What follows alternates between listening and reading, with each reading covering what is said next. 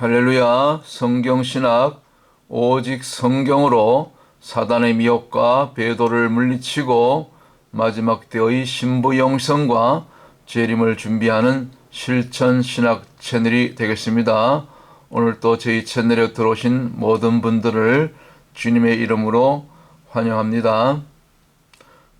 오늘은 그 전설의 복서였던 그 무하마드 알리의 일화를 소개해 드리면서 우리가 이 시대에 본받아야 될 그 사도 바울의 영적 겸비에 대해서 한번 같이 은혜를 나누기를 원합니다. 헤비급 세계 챔피언을 무려 3번씩이나 거머쥐었던 이 무하마드 알리 대단했죠. 우리 청소년 때 이 무하마드 알리가 이제 그 챔피언전 나오면 다들 그냥 TV 앞에서 그렇게 기다리고 그의 시합을 지켜보곤 하였죠. 그래서 그의 별명이 이제 나비처럼 날아서 벌처럼 쏜다 그러는 유명한 일화를 남기기도 했던 이 무하마드 알리. 그러나 나중 후에는 은퇴 후에는 이렇게 또 세계적인 평화의 사람으로 많은 가난하고 병든 자들을 또 기아에 허덕이는 그런 아프리카 또 사람들 많이 돕고 구호 활동을 많이 한 그런 참 또 존경을 받는 그런 여성을 보는 그 복싱 선수로 우리가 알고 있습니다. 오랜 그 파킨슨 병과 한 30여 년 파킨슨 병을 오래 앓았다 그래요. 한때는 정말 세계를 주목으로 주름잡던 그런 복싱 선수였어도 또 이렇게 몸을 너무 무리하게 혹사하게 많이 썼기 때문에 일찍 이렇게 몸에 무리가 온 것 같아요. 또 파킨슨 병뿐만 아니라 또 호흡기 질환도 이렇게 또 있어서 결국은 오랜 지병 끝에 2016년 참 요즘 70세 때면은 뭐 아직 한창인데 74세의 일기로 결국 세상을 떠나게 되지요. 그래서 전설의 복서로 그렇게 우리에게 알려지고 있습니다. 그의 생전의 일화를 하나 소개해 드리겠습니다. 한 번은 그가 이제 젊었을 때 이제 여행을 위해서 비행기를 타게 되었죠. 그 비행기는 이륙할 때가 가장 위험하다 그러죠. 그리고 착륙 5분 전이 또 위험하고, 그래서 항상 그 파일럿이 긴장되고, 또 우리 믿는 분들은 가끔 또 이렇게 비행기를 타고 또 선교지를 가거나 여행을 가게 되면 항상 특별히 저 같은 경우는 이륙할 때 기도를 많이 합니다. 막 방언으로 기도하고, 또 착륙하기 전에도 벌써 조금씩 강화하기 시작하면 그 또 기도가 절로 나오더라고요. 왜냐하면 그 이륙할 때하고 착륙할 때가 참 제일 위험하거든요. 그래서 우리가 착륙 이전에 미리 그 안전벨트를, 그 좌석 벨트를 다 이렇게 착용하게 되죠. 매게 되죠. 그래서, 그런데 이제 그 승무원이, 그 알리가 탄 그 비행기 안에 그 승무원이 이렇게 다 승객들을 시트벨트를 다 했는지 확인하는 중에 무하마드 알리 선수가 그 비행기를 탑승한 거죠. 그 옆에 왔더니 알리 선수가 보니까는 벨트를 매고 있지 않고 있어요. 그래서 물론 여성문이겠죠. 성문이 그 알리 선수님 이렇게 벨트를 좀 이렇게 착용해 매어달라고 그렇게 뭐 좋게 얘기를 했겠죠. 그때 알리가 한 말이 이제 뭐 농담 반 진담 반 뭐 그렇게 얘기했겠죠. 그렇게 무하마드 알리가 이렇게 대답했답니다. 슈퍼맨이 앉는 자리는 벨트가 필요 없다고. 자기 몸이 또 헤비급이니까 또 복싱 선수고 뭐 그런 것이 좀 이제 또 자신만만했겠죠. 뭐 그래도 벨트를 매야 되는데 그렇게 얘기를 했답니다. 어쨌건 슈퍼맨이 앉는 자리는 벨트 할 필요가 있냐고 뭐 그렇게 이제 뭐 조크 삼아 얘기했는지 모르겠습니다. 여기 보면 그 옛날에 그 한때 우리 어린이들 좋아했던 슈퍼맨 있죠. 그 뭐 영화 하늘 날아다니잖아요. 말 그대로 슈퍼맨이에요. 초인이죠. 초인간. 우리가 참 영적인 슈퍼맨이 되면 좋겠습니다. 될 수 있습니다. 우리가 영적으로 깊이 들어가면 영적 고수가 되면은. 자, 그런데 그때 승무원이 참 기발해요. 무하마드 알리를 딱 받아서 이게 상냥하게 미소를 지으면서 뭐라고 얘기했냐면 그 알리 선수님 슈퍼맨은 비행기를 탈 필요가 없는데요. 이렇게 얘기를 했답니다. 슈퍼맨은 날아다니잖아요. 비행기가 뭐 필요 있습니까? 날개가 있는데. 그랬더니 이제 알리가 알아듣고 이렇게 웃으면서 벨트를 착용했다는 뭐 그런 일화가 전해져요. 무슨 얘기입니까? 내가 헤비급 챔피언인데 내가 힘이 장사인데 내가 무게 자체가 이게 지금 무거운데 뭐 이자가 말이 내가 앉으면 알리가 앉으면은 뭐 굳이 안전벨트 안 해도 뭐 무슨 일이 있겠냐 뭐 그런 저로 이렇게 얘기를 한 것 같아요. 무슨 얘기냐면 우리가 이 일을 통해서 하나의 예화인데 우리가 슈퍼맨이 아니라 세계적인 헤비급 챔피언이 되어도 우리가 규정을 준수하고 우리가 겸손하고 그렇게 또 사회 법과 질서와 또 나아가서는 하나님의 계명 앞에 우리가 순종할 때 우리가 안전하게 무엇을 행하든지 어디를 가든지 비행기를 타든지 앉든지 서든지 항상 우리가 24시간 주야로 우리 하나님의 은혜로 주님이 지키심으로 우리가 보호를 받을 수 있지 않겠습니까? 자, 우리 사도 바울로 얘기로 돌아가서 사도 바울은 앞에 보이는 이 지도처럼 참 뭐 크게는 우리가 1차, 2차, 3차 전도 여행하는데 뭐 나중에 뭐 자세하게 이렇게 또 뭐 4차, 5차까지 이렇게 다 이렇게 나누어서도 이렇게 보는데 어쨌거나 그가 사도행전 9장에서 다메섹 도상에서 주님을 만난 이후에는 그렇게 남은 이 인생을 오직 이 선교 복음을 해서 주와 복음을 위해서 이렇게 일생을 살다가 참 많은 고난과 또 매를 맞고 파선나고 뱀에 물리고 또 배고프고 또 그 살레 모의자들로부터 쫓김을 당하고 참 가전 순환을 다 당한 우리 참 사도가 바울이 아닙니까? 바울 사도 바울. 그런데 그가 그렇게 고난 가운데 그 죽임을 고비를 넘기고 그렇게 세계를 순회하면서 당시 그렇게 그 선교의 또 신앙의 믿음의 경륜이 깊어질수록 오히려 사도 바울은 자신을 더 겸비하게 더 작은 자로 자신을 낮추는 그런 사도 바울의 그 영적 겸비를 오늘 이 시간을 통해서 잠시 우리가 한번 또 정리하는 그런 기회를 얻기를 원합니다. 그가 다메섹에서 주님을 만난 후에 그 갈라디아서 1장에 의할 것 같으면 바로 사도들이 먼저 활동하고 있는 예루살렘을 향하지 않고 예루살렘으로 가지 않고 바로 그 아라비아 광야로 들어갔다 그러죠. 사람과 상의하지 않고 그런 말씀이 갈라디아서 1장에 나오지 않습니까? 제가 한번 찾아서 읽어드리겠습니다. 먼저는 그 사도 바울의 그 영성이 먼저는 우리가 참고로 갈라디아서 1장 10절에 나오지 않습니까? 이제 내가 사람들에게 좋게 하랴 하나님께 좋게 하랴 사람들에게 기쁨을 구하랴 내가 지금까지 사람의 기쁨을 구하는 것이었다면은 그리스도의 종이 아니니라. 아멘이죠. 그 다음에 쭉 17절 18절로 가서 또 나보다 먼저 사도된 자들을 만나려고 예루살렘으로 가지 아니하고 오직 아라비아로 갔다가 아라비아에 있는 시내산으로 간 거죠. 아라비아 광야로 들어간 거죠.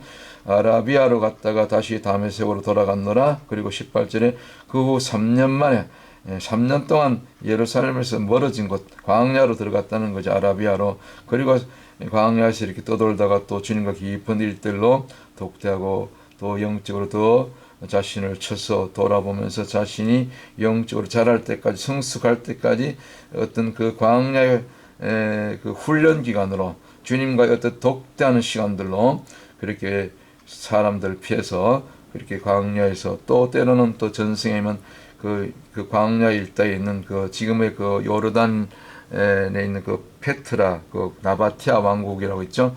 그런 나바티아 왕국도 이렇게 오가면서 전도도 하고 뭐 그랬다 그래요. 전승에.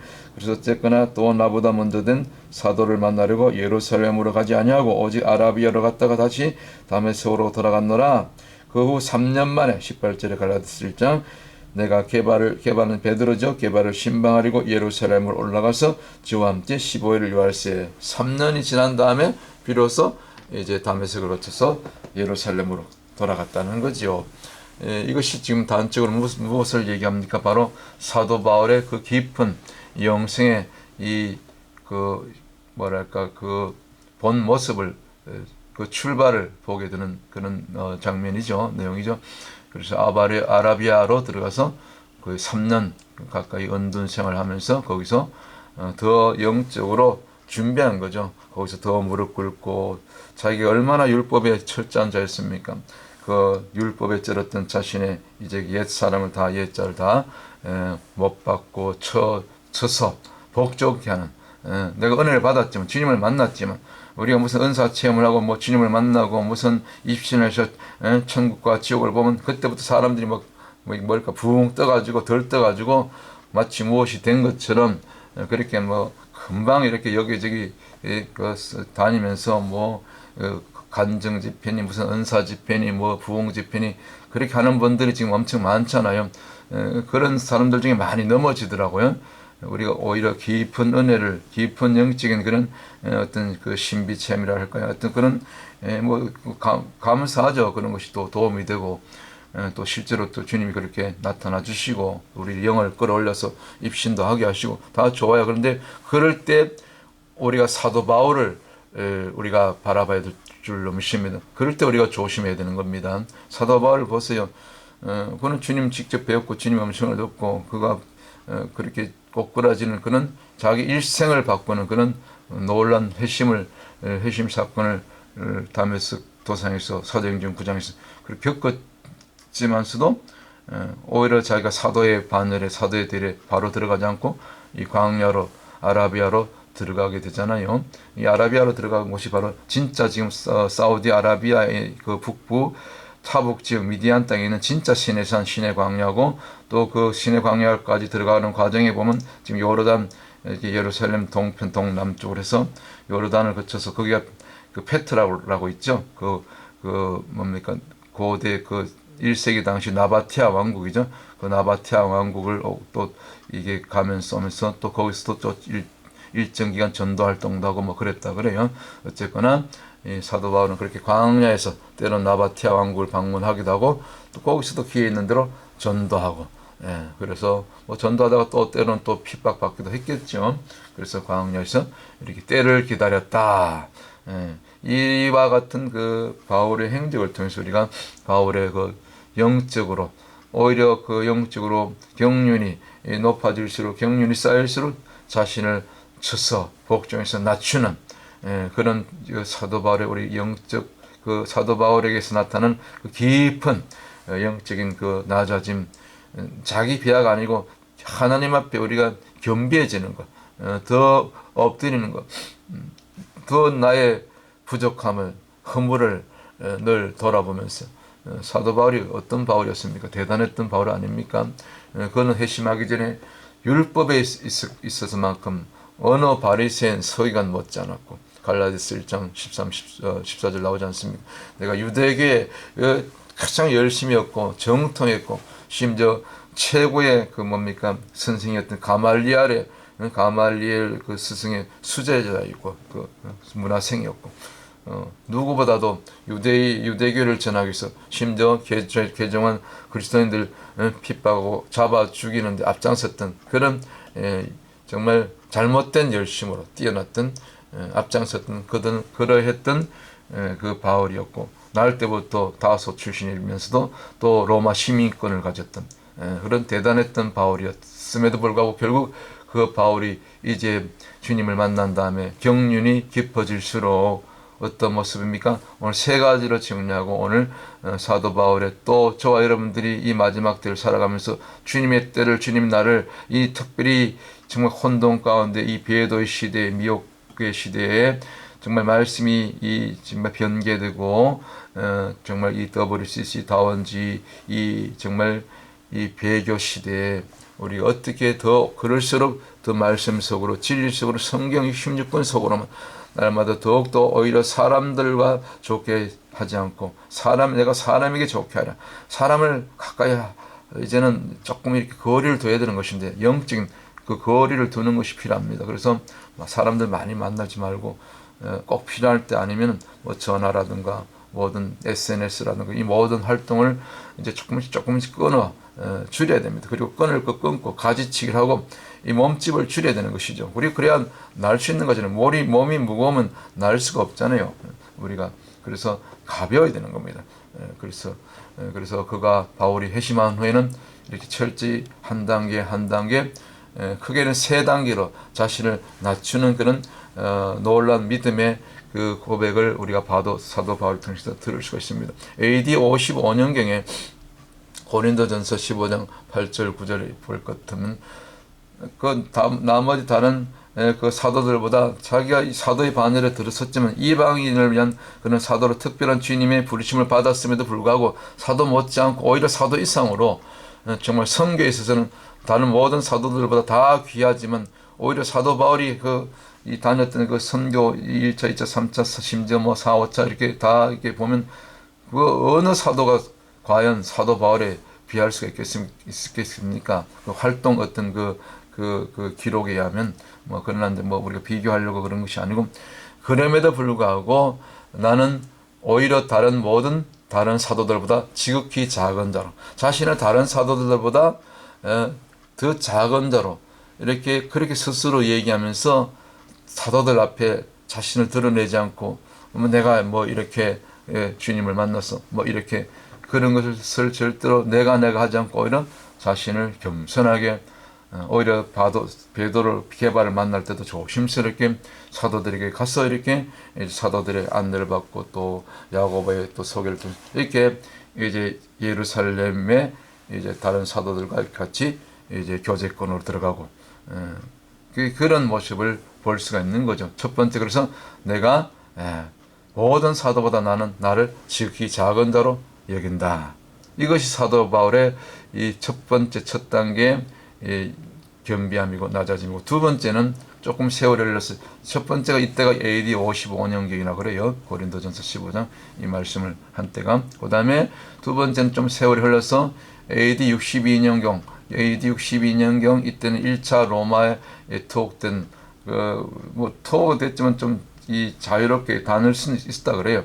그 로마 그 감독 뭡니까 로마 군 그 감독을 받으면서 감독하에서 멀리 떠나지 않고 뭐 말하자면 뭐 감옥 비슷한 셋집인데 뭐 이렇게 감시를 받으면서 어쨌거나 그래도 비교적 자유로운 때인데 이때도 또 에베소서 3장 8절에 이해할 것 때문에 또 자신을 또 낮춰요. 한 단계 더 낮췄어. 이번에는 다른 사도들뿐만 아니라 지금 다른 모든 이 성도들 일반 우리 성도들과도 비교하면서 모든 믿는 자들을 비유하면서 내가 다른 모든 이 믿는 자들 또 자기를 작은 자로 여기는 그런 믿는 자들 그런 모든 지극히 작은 자보다 더 작은 자로 내가 나를 여기노라 이런 말을 해요. 이게 에베소서 3장 8절에 나온 그 참 사도 바울의 이 두 번째 겸비함이라고 볼 수 있죠. 참 사도 바울이 이렇게 그 자신을 참 겸비한 모습으로 이렇게 점점 자신의 그 순교의 때, 죽음의 때 자기를 관제로 드릴 그 시간이 가까워 올수록 신앙 경륜이 이게 쌓여갈수록 오히려 자신을 점점 비하해서 이렇게 낮아지는 겸비해지는 그런 모습을 볼 때 참 우리가 이 사도 바울의 거꾸로 신앙 경수가 쌓이고 무슨 직분을 받고 뭐가 좀 교회에서 또 자신이 어떤 뭐 활동 영역이라든가 이런 것이 좀 넓혀질수록 오히려 인정받을수록 오히려 자신을 쳐서 더 낮아지는 이 사도 바울의 겸비함을 우리가 배워야 될 줄 믿습니다. 그래서 에베소서 이제 3장의 8절에 그런 말씀이 나와요. 제가 한번 읽어드리겠습니다. 7절부터 이 복음을 위하여 그의 능력이 역사하시는 대로 얼마나 능력이 많이 나타났습니까? 내게 주신 하나님의 은혜의 선물을 따라 내가 일꾼이 되었노라. 종이죠. 8절 그러나 내가 모든 성도 중에 지극히 작은 자보다 더 작은 나에게 보세요. 모든 성도들 중에 성도들보다 그 중에 또 지극히 작은 자보다 그 성도들 중에 지극히 작은 자 굳이 뭐 이렇게 구분한다면 그 작은 자보다도 더 작은 나에게 자신을 착하게 이렇게 낮추는 모습을 볼 수 있지 않습니까? 이 은혜를 주신 것은 측량할 수 없는 그리스도의 풍성을 이방인에게 전하게 하시고 영원부터 만물을 창조하신 하나님 속에 감추었던 비밀의 경륜이 어떠한 것을 드러내게 하려 하심이라. 비밀의 경륜, 곧 만세전부터 계시되었던 그 예수 그리스도 이 예수 그리스도를 드러낸 일을 위해서라면 자신을 쳐서 지극히 작은 자보다도 더 작은 자로 자신을 그렇게 여길 수 있는 이 사도 바울의 이 두 번째 단계의 이 겸비, 우리가 절로 이 사도 바울 앞에, 이 사도 바울의 이 겸비함 앞에, 이 영성 앞에 우리가 고개가 저 자신부터 지금 좀 숙여지지 않습니까? 참 숙연해지더라고. 이런 말씀을 제가 다시 한번 이 영상을 준비하면서 제 자신이 얼마나 참 부끄럽고 내가 아무것도 아는 것이 없는데 정말 지극히 작은보다도 내가 더 작은 자인데 때로는 뭐 큰 소리 치고 모든 것을 할 수 있다 그러고 제가 좀 그랬었던 적이 있어요.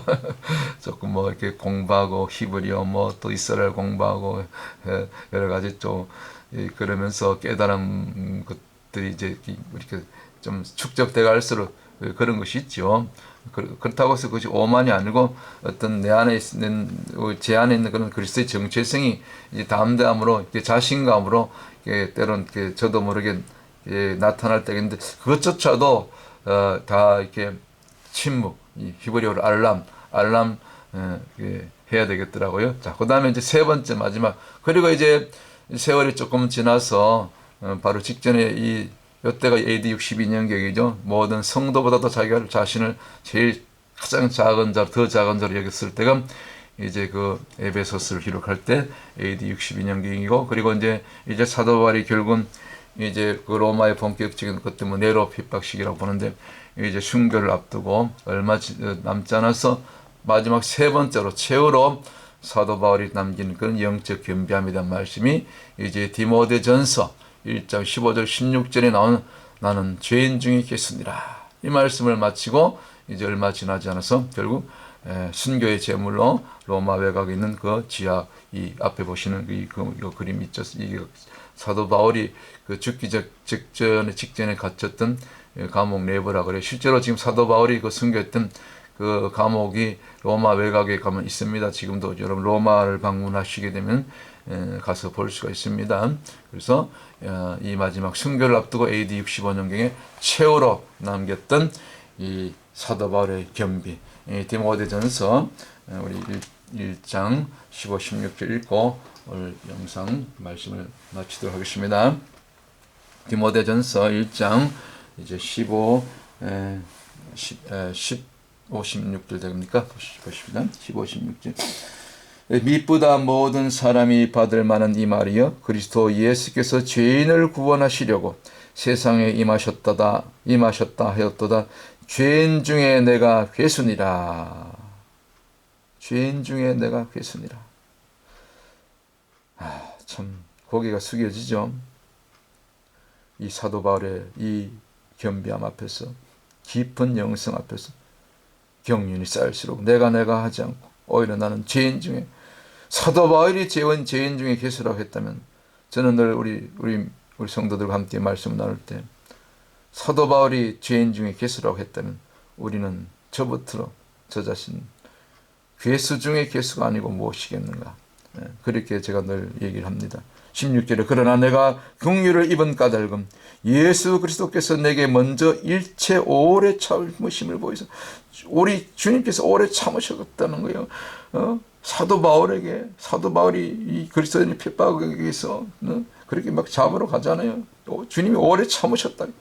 도저히 안 되겠어 가지고 다메섹 도성에 나타나셨던 것처럼 오늘 저와 여러분에게도 오래 참으시다가 이렇게 도저히 저 인간 그냥 둬서는 멸망 받고 지옥 갈 수밖에 없구나. 그래서 주님 먼저 찾아오시고 손 내미시고 먼저 말씀해 주시고 저와 여러분을 이렇게 오래 참으셨다가 이렇게 만나 주신 줄 믿습니다. 내게 먼저 일체 오래 참으심을 보이사 후에 주를 믿게 하여 영생하는 자들에게 본이 되게 하려 하심이니라. 아멘, 아멘. 오늘 사도 바울이 이와 같은 본을 보이는 길로 영적 겸비함으로 내가 죄인 중에 개수라고 그렇게 마지막 이 순교를 앞두고 그런 고백을 하면서 이제 선교 일생을 마치고 그렇게 주님 앞에 떠나갔던 것처럼 우리 남은 인생 오늘 말씀을 정리하면서 저와 여러분도 우리가 신앙 연수가 이제 나이가 50이 들고 60, 70, 저도 이제 60대 이제 초반 이제 중반으로 달려가고 있는데 참 세월이 빨리 가는 것 같아요. 또 우리 권사님도 70대, 80대 이렇게 경륜이 깊어질수록 참 그래요. 어제 제가 저녁 때 우리 그 뉴욕 교계에 또 우리 사역과 관련이 있는 또 우리 사역을 또 돕는 그런 그 교계 원로 되신 장로님 한 분이 이제 백수 그런 그 생신 그 축하 행사를 열게 돼서 잠깐 저녁 때 다녀왔는데 참 이게 그 은혜가 있더라고요. 백수가 되도록 참 자녀들 잘 키우고 아들 그 자녀들 가운데 6남매를 두셨는데 목사가 하나 있고 다 권사 뭐 이렇게 장로 이렇게 자녀들 잘 키우고 본인이 또 뉴욕 교계에서 참 온갖 좋은 사회활동 심지어 그 뭡니까 노인 상조회 상록회 그다음에 그 한미 충료회 그래서 늘 그 효자 효부도 이렇게 매년 뽑아서 선발하고 또 자녀들 또 장학금도 주고 참 또 계절마다 또 매년 또 땡스기 명절에는 저렇게 또 또 터키 재단에 운영하시는 어떤 장로님과 함께 또 힘을 모아서 또 쌀을 또 이런 것을 모아서 가난하고 소외된 싱글맘 가정, 싱글맘 가정들 위해서 하는 사역 단체들에게 해마다 또 저희들도 이렇게 수혜를 얻고 참 그런 귀한 장로님인데 참 존경할 만한 그런 장로님이셨죠. 그렇게 참 백수를 맞았는데도 건강하시고 앞으로 보니까 110세까지도 가시겠더라고요. 얼마나 열정적으로 참 교계를 위해서 가난하고 소외된 일을 위해서 참 선교를 위해서 이렇게 지금 이 또 한인 사회를 위해서 참 힘쓰신 그 교계 원로 장로님이 참 백수를 맞이해서 잔치를 벌이고 또 많은 사람들이 참 존경하고 축하하는 그런 시간을 저희들도 잠깐 참여해서 보고 왔는데 그렇습니다. 신앙 경륜이 참 우리가 앞으로 정말 60, 70, 80, 때로는 90 백수 이상 정말 모세처럼 정말 기력이 쇠하지 않고 눈이 어둡지 않고 120세를 살란지 안 살지 정말 정말 쉬운 얘기는 아니지만 하나님이 허락하시는 그날까지 나이가 중요한 게 아니고 우리가 몇 년이 됐든지 신앙 경륜이 길든지 짧든지 시간은 지날수록 우리가 1년, 2년, 또 3년, 10년 지나면서 오늘 사도 바울의 이 참 영적 경비함 오히려 시간이 지날수록 내가 모든 사도들보다 나는 가장 작은 자고 모든 작은 자 약한 자들 중에 성도들 가운데서도 나는 가장 못난 자고 그리고 나는 정말 주님을 대할 때마다 나는 주님 앞에 설 때마다 주님 앞에 얼굴을 무릎 꿇을 때마다 하나님의 말씀을 대할 때마다 나는 지난 인생 원죄를 떠나서 차범된 모든 인생 정말 사도 바울의 그 고백 나는 죄인 중에 개수니라. 이 고백이 저와 여러분의 고백이 다 될 수 있기를 주의 이름으로 축원합니다. 저와 여러분도 정말 사도 바울처럼 우리가 신앙 경륜 연수가 이렇게 쌓일수록 세월이 갈수록 더 겸비해져서 정말 나중에는 주님이 내 안에 내가 주님과 정말 친구처럼 우리 주님께서 죽었다 4일 만에 다시 주님이 살리신 그 나사로 친구라 불렀던 것처럼 주님과 친구처럼 가까워 주신 그런 친밀한 관계 속에 들어갈 수 있는 저와 여러분 다 되시길 주의 이름으로 축원합니다. 그래서 고린도전서 10장 11절에도 나와 있는 것처럼 그런즉 너희가 선줄로 생각하는 자는 넘어질까 조심하라.